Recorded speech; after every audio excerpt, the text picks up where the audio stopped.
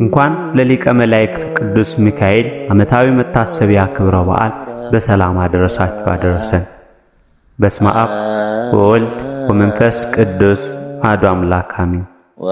እንደ አምላክ በሆነ በአብ በወልድ በመንፈስ ቅዱስ ስም ሰኔ 12 በዚች ዕለት የከበረ የመላእክት አለቃ የቅዱስ ሚካኤል በነገድ ውስጥ በመላእክት ሁሉ ላይ በብዙ ክብር የተሾመበት መታሰቢያው የሚከበርበት በዓልና ቅዱስ ባይራንን የረዳበት ዕለት ነው። ዳግመኛም በዚች ዕለት የቅድስት አፎምያ የዕረፍቷ መታሰቢያ ሆነ።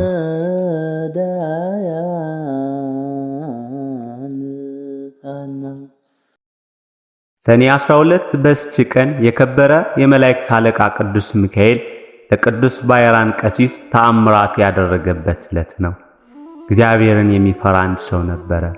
እርሱም የከበረ የሚካኤልን የበዓሉን መታሰቢያ በየወሩ በ12ኛው ቀን ይልቁንም በሰኔና በህዳር ወር አብልጦ ያከብር ነበር።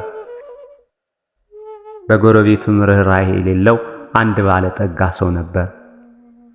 ይህን እግዚአብሔርን የሚፈራውን ሰው የከበረ መልአክ የሚካኤልን በዓል በሚያደርግበት ጊዜ ይጠለውና ያቃልለው ነበር። ለድሆች ስለመራራቱም ይዘባበትበት ነበር። የሕይወቱ ዘመንም ተፈጽሞ የሚሞትበትና ከዚህ ከኃላፊው ዓለም ድካምም የሚያርፍበት ጊዜ ሲቀር የክቡር መልአክ ሚካኤልን የበዓሉን መታሰቢያ ታደርግ ዘንድ ምጽዋት ሰጪም ትሆን ዘንድ ሚስቱን አዘዛት። ከዚህም በኋላ አረፈና ገንዘው ቀበሩት። ሚስቱንም ጸንሳ ነበረች። የመሎጃዋ ጊዜ ደርሶ ምጥ ያዛት። በታላቅ ጭንቀት ውስጥ ሳለችም እንዲህ ብላ ጸለየች። እግዚአብሔር መልአክ ሆይ ራራልኝ፣ በእርሱ ዘንድ ባለሟልነት አለህና በእግዚአብሔር ዘንድ ስለኔ ለምንልኝ አለች። ይህንንም ባለች ጊዜ በቤቷ ውስጥ ብርሃን በራ፣ ከችግርም ዳነች። መልአኩ ውብ የሆነ ወንድ ልጅንም ወለደች። እግዚአብሔርም መልእክተኛ ቅዱስ ሚካኤል ከሰማይ ወርዶ ሕፃኑን እንዲህ ብሎ ባረከው። ርኅራኄ የሌለውን የዚህም ባለጸጋ ገንዘብና ሀብት ጥሪቱንም ሁሉ ይህ ሕፃን እንዲወርስ እግዚአብሔር አዟል።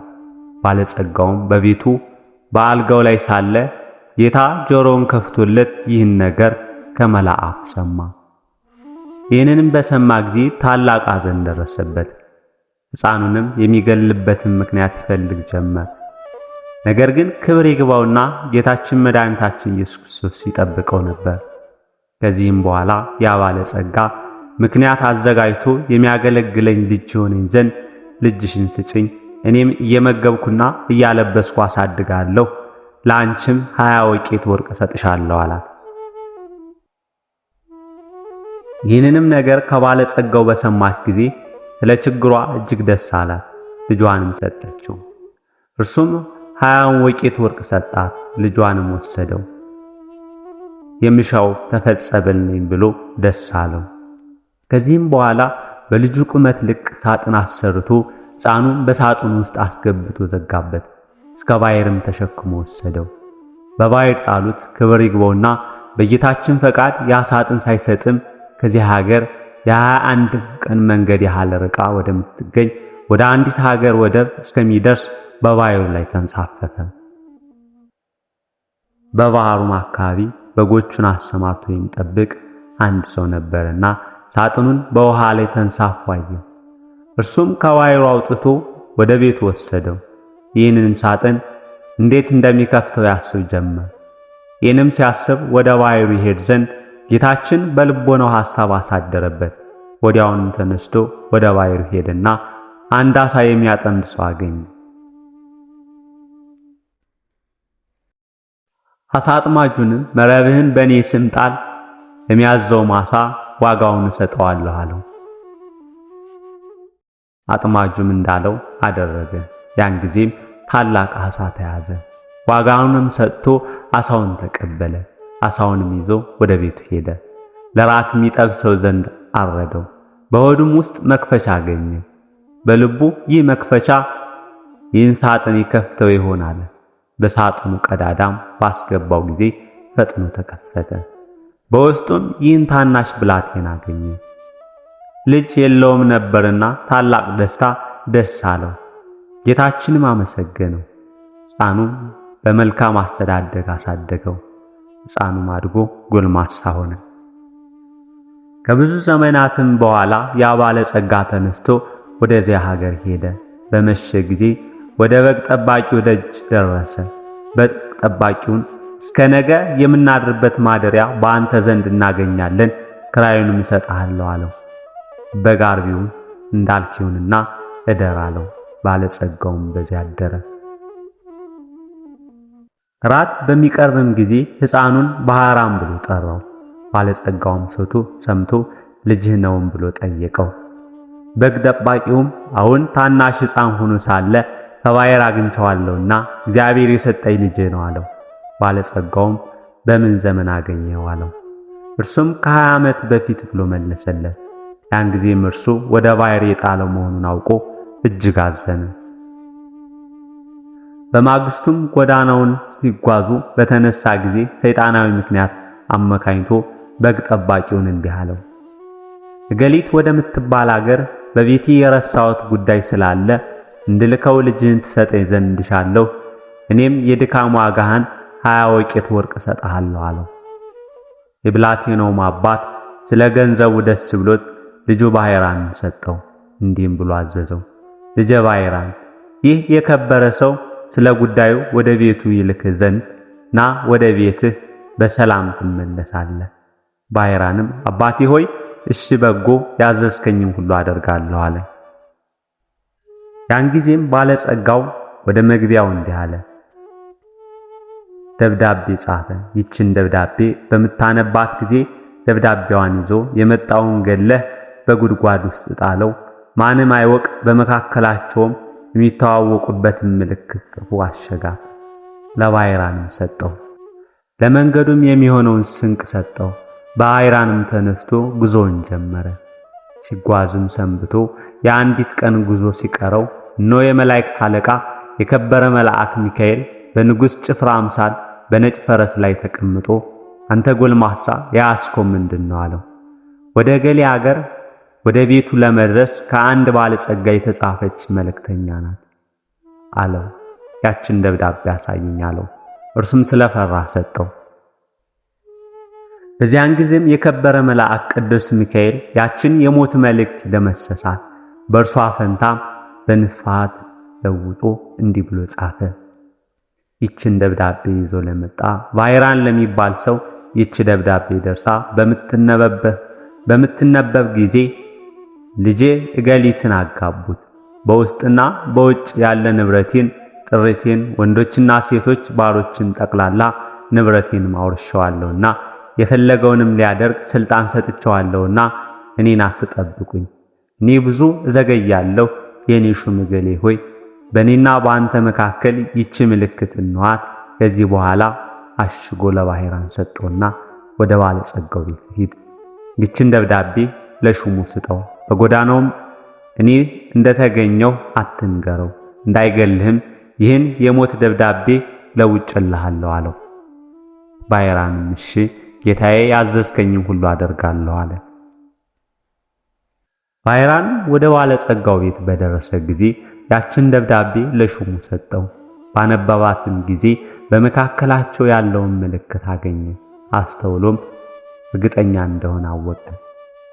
ከዚህም በኋላ ለባሕራን ሰርግ አዘጋጅቶ እንደሚገባ በቤተ ክርስቲያን ሥርዓት በተክሊል የባለጸጋውን ልጅ አጋቡት። 40 ቀን ያህልም ደስታና ሐሴት እያደረጉ ኖሩ። ከዚህ በኋላ ባለጸጋው ከሄደበት መመለሻ ጊዜ ሆኖ በደስታ የሆነውን የመሰንቆና የእንዚራ ድምፅ ሰምቶ ይህ የምሰማው ምንድነው ብሎ ጠየቀ። እርሱም ስሙ ባሕራን ለተባለ የአንተን ደብዳቤ ላመጣ ጎልማሳ ሰው ልጅህ እገሊትን አጋቡት። እነሆ ለ40 ቀናት በሰርግ ላይ ነው። ገንዘብና ጥሪትን ሁሉ ወንዶችና ሴቶች ባሮች አንተ እንዳዘዝክ ሰጥተውታል አሉት። ይህንን በሰማ ጊዜ ደንግጦ ከፈረሱ ላይ ወደቀ፣ በድንገትም ሞተ። ባሕራንም በጎ ሥራዎችን የሚሠራ ሆነ። የተገለጸለትና ከመገደል ያዳነው የመላእክት አለቃ የከበረ መልአክ ቅዱስ ሚካኤል እንደሆነ ሊገድለው የሚሻውን የባለጸጋውን ጥሪቱን ሁሉ ያወረሰውም እርሱ እንደሆነ ተረዳ። የዚህንም የከበረ መልአክ የመላእክት አለቃ ቅዱስ ሚካኤልን መታሰቢያ በየወሩ ያደርግ ጀመረ። ቤተክርስቲያንም ሰራለት። ቅዱስ ሚካኤልን ስዕል አድኖ አሰርቶ በቤተክርስቲያን ውስጥ አደረገው። ከእርሱም ብዙዎች ድንቆች ታምራቶች ተገለጡ። ባይራንም ቅስና ተሾሞ እስከ ዕለተ ሞቱ በዚያ ቤተክርስቲያን ውስጥ የሚያገለግል ሆኖ ኖረ። በዚህ በከበረ የመላእክት አለቃ ሚካኤል አማላጅነት ከእናቱና ከአባቱ ከልጆቹም ጋር የዘላለም ሕይወትን ወረሰ። መድኃኒታችን በተነሳበትም ቀን ይህ ክቡር መልአክ ቅዱስ ሚካኤል ከውስጠኛው መጋረጃ ውስጥ ገብቶ በክብር ባለቤት ፊት እንዲህ እያለ ይለምናል። እውነት ስለሆነ ቃል ኪዳንህ በምድር መታሰቢያን የሚያደርጉትን ትምርልኝ ዘንድ ፈጣሪዬ ሆይ እኔ አገልጋይና መልእክተኛ ከቸርነትህ እለምናለሁ፣ አንተ መሐሪ ይቅር ባይ ነህና። የክብር ባለቤት ጌታችንም እንዲህ ብሎ ይመልስለታል። የመንፈሳውያን ሰማያን መላእክት አለቃቸው ቅዱስ ሚካኤል ሆይ መታሰቢያን የሚያደርገውን ሁሉ መሸከም እንደምትችል ከሲኦል 3 ጊዜ በክንፎች ተሸክመ እንድታወጣ እነሆን ያዝሻለሁ። ይህንንም ቃል በሰማ ጊዜ እጅግ ደስ ብሎት የበዓሉን መታሰቢያ ከሚያደርጉት በክንፈሮቹ ተሸክሞ የእሳቱን ባሕር አሳለፋቸው። እርሱንም ከብቻው ጌታ በቀር የሚቆጥራቸው የለም። ስለዚህም የዚህን ታላቅ የከበረ መላእክት አለቃ ሚካኤልን የበዓሉን መታሰቢያ ለማድረግ መታገል ይገባልና እርሱ ከሰይጣን ወጥመድ ያድነን ዘንድ በዘመናችን ሁሉም ይጠብቀን ዘንድ ኃጢአታችንን ያስተሰርይ ዘንድ መከራችንን ያርቅ ዘንድ የምድራችንን ፍሬ ይባርክ ዘንድ ፈቃዱንም ለመስራት ይረዳን ዘንድ ከኛ ወገን የሞቱትን ዕረፍተ ነፍስ ይሰጠን ዘንድ ወደ መንገድ የሄዱ አባቶቻችንና ወንድሞቻችንን ወደ ቤታቸው በሰላም በጤና ይመልሳቸው ዘንድ በመካከላችንም ፍቅር ያደርግልን ዘንድ እስከ መጨረሻው አቅታ ድረስ በቀናች ሃይማኖት ያጸናን ዘንድ በእግዚአብሔር ፊት ስለኛ ይለምናል። የክርስቶስ ወገኖች የሆኑ መኳንንቶችንም ጠብቆ በወንበሮቻቸው ላይ ያጸናቸው ዘንድ ጳጳሳቱንም ወደ ቀናች ሃይማኖት የሳቱትንም ወደ ቀናች ሃይማኖት ይመልሳቸው ዘንድ እርሱ ስለኛ ይለምናል።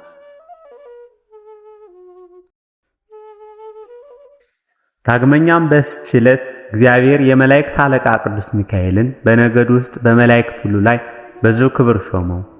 ይህም የከበረ መልአክ ክብር ይግባውና በጌታችን ፊት ስለ ሰው ልጆችና ስለ ፍጥረትም ሁሉ ይለምናል ይማልዳል። ዳግመኛም በዚህች ዕለት የከበረ የመላእክት አለቃ የመልአኩ የቅዱስ ሚካኤል የመታሰቢያ በዓል ያከብራሉ። የሚያከብሩበትን ምክንያት እንዲህ ነው። እስክንድሪያ በምትባል ከተማ አክላወጥራ የተባለች ንግሥት የንጉሥ በጥሊሞስ ልጅ ዙሃል በሚባል ኮከብ ስም ያሰራችው ታላቅ ምኩራብ ነበረ። በየዓመቱ ሰኔ በዋለ በ12 ቀን በዚህ ምኩራብ ሕዝቡ ተሰብስቦ ታላቅ በዓል ያደርጉ ነበር። በዚያም ምኩራብ ውስጥ ዙሃል የሚሉት ታላቅ የነሐስ ጣዖት ነበርና በዓሉ በሚከበርበት ዕለት ብዙ ፍሪዳዎችን ያርዱለት ነበር። አባ እልእስክንድሮስም እስከ ተሾመበት ዘመን ድረስ ለዚያ ጣዖት እንዲህ ሲያደርጉ ኖሩ። ይኸውም 300 ዓመተ ምህረት ተፈጽሞ በአራተኛው ምዕት ውስጥ አባ እልእስክንድሮስ በእስክንድሪያ ከተማ ሊቀ ጵጵስና በተሾመ ጊዜ ጻድቅ ቆስጠንጢኖስም በነገሰ ጊዜ የክርስትና ሃይማኖት ስለተስፋፋች ያን ጣዖት ሊሰብረው ወዶ ሳለ ጎስቋሎች ሰዎች ከለከሉት። እንዲህም አሉት፣ እኛ በዚህ ቦታ ይህ በዓል ማክበር ለምደናል። እነሆ ከአንተ በፊት 18 ሊቃነ ጳጳሳት አልፈዋል። ይህም ልማዳችንን አንለውጠውም አሉት። አባ እልእስክንድሮስ ግን ገሰጻቸው፣ አስተማራቸው። ስህተታቸውንም በመግለጥ እንዲህ ብሎ አስተማራቸው። ይህ ጣዖት የማይጎዳና የማይጠቅም ነው። እርሱንም የሚያመልክ ሰይጣናትን ያመልካቸዋል። ምክሬንስ ብትሰሙ ቀድሞ እንደነበረ አድርጌ ይህን በዓል እሰራላችኋለሁ። ይኸውም ጣዖቱን እንድሰብረው ምኩራብንም እንደባርከውና በከበረ መልአክ በመላእክት አለቃ ቅዱስ ሚካኤል ስም ቤተክርስቲያን አድርገን እንድንሰይመው ነው። እኛም ይህን ታላቅ በዓል እንሰራለን። የሚታረዱትም ላሞችና በጎች ለድሆች፣ ለጦም አዳሪዎች፣ ለችግረኞችም በከበረው መልአክ ስም ምግብ ይሁኑ። እርሱ በእግዚአብሔር ዘንድ ባለሟልነት ያለው ስለሆነ ስለኛ ይማልዳልና። ይህንንም ብሎ በዚህ በጎ ምክር አስወደዳቸው። እነርሱም ታዘዙለት። ከዚህ በኋላ ያም ምኩራብ አድሰው በዚህ የከበረ መልአክ የመላእክት አለቃ ቅዱስ ሚካኤል ስም ቤተክርስቲያን አደረጉት። በዚህችም ዕለት አከበሯት። እርሷም የታወቀች ናት። እስላሞች እስከነገሱበት ዘመን ኑራ ከዚያ በኋላ ፈረሷት። ይህም በዓል ተሰራ፣ እስከ ዛሬም ጸንቶ ይኖራል።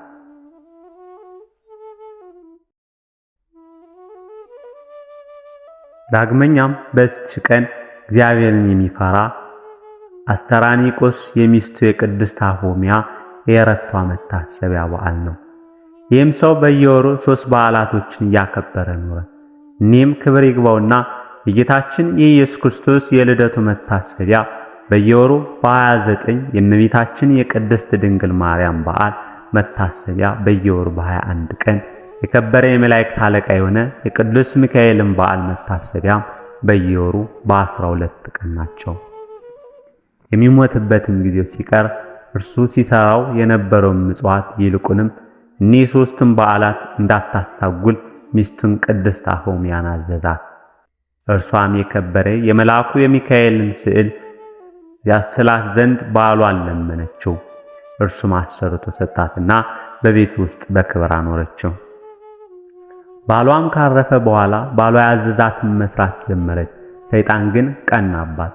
በመበለት ሴት መነኩሲት ተመስሎ ከእርሷ ጋር ተነጋገረ። እንዲህም አላት፣ እኔ አዝዤሻለሁ፣ እራራለሁም። ገንዘብሽ ሳያልቅ የልጅነትሽም ወራት ሳያልቅ አግብተሽ ልጅ ትወልጂ ዘንድ እመክርሻለሁ። ባልሽ በመንግሥተ ሰማያት ወርሷል፣ ምጽዋትም አይሻም። አፎሚያም እንዲህ ብላ መለሰችለት፣ እኔ ከሌላ ሰው ጋር ላልገናኝ በእግዚአብሔር ፊት ቃል ኪዳን አድርጌያለሁ። እርግቦችና መንጢጦች እንኳን ሌላ ባል አያውቁም። በእግዚአብሔር አርአያ ከተፈጠሩ ሰዎች ይህ ሊሆን እንዴት ይገባል አለችው። ምክሯንም ባልሰማት ጊዜ አርአያውን ለውጦ በላይ ጮኸባት፣ እንዲህ አላት፣ እኔ በሌላ ጊዜ እመጣለሁ። እርሷም የከበረ የመልአኩ የሚካኤል ስዕል ይዛ አሳደደችው። ከዚህም በኋላ ሰኔ 12 የከበረ የመልአኩ የቅዱስ ሚካኤል በዓል በሚከበርበት ዕለት እርሷም የበዓሉን ዝግጅት ስታዘጋጅ ሳለች ብርሃናዊ መልአክ መስሎ መጣ። አፎሚያ ሆይ ሰላም ላንቺ ይሁን፣ እኔ የመላእክት አለቃ ሚካኤል ነኝ። ጌታ ወደ አንቺ ልኳልና እርሱም ይህን መመጽወትሽን ትተሽ ለአንድ ምእመን ሚስት ትሆኚ ዘንድ ጌታ አዞሻል።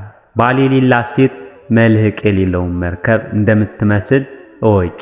እንደ አብርሃምና ያዕቆብ እንደ ዳዊትም እንደነርሱ ያሉ ብዙ ሴቶች እንዳገቡ እግዚአብሔርንም ደስ እንዳሰኙት ከብሉይ ኪዳን መጻሕፍት ጥቅሶችን ያመጣላት ጀመር። ቅድስት አፎሚያም መልሳ አንተ የእግዚአብሔር መልአክ ከሆንክ የመስቀል ምልክት ከአንተ ጋር ወዴት አለ? የንጉሥ ጭፍራ የሆነ ሁሉ የንጉሥን ማኅተም ሳይዝ ወደ ሌላ ቦታ አይሄድምና አለችው። ሰይጣኑም ይህንን በሰማ ጊዜ መልኩ ተለወጠና አነቃት። እርሷም ወደ ከበረ መልአክ ወደ ሚካኤል ጮኸች። ወዲያውንም ደርሶ አዳናት። ያንንም ሰይጣን ይዞ ይቀጣው ጀመር። ሰይጣኑም ጮኸ፣ ማረኝ እያለ ጊዜ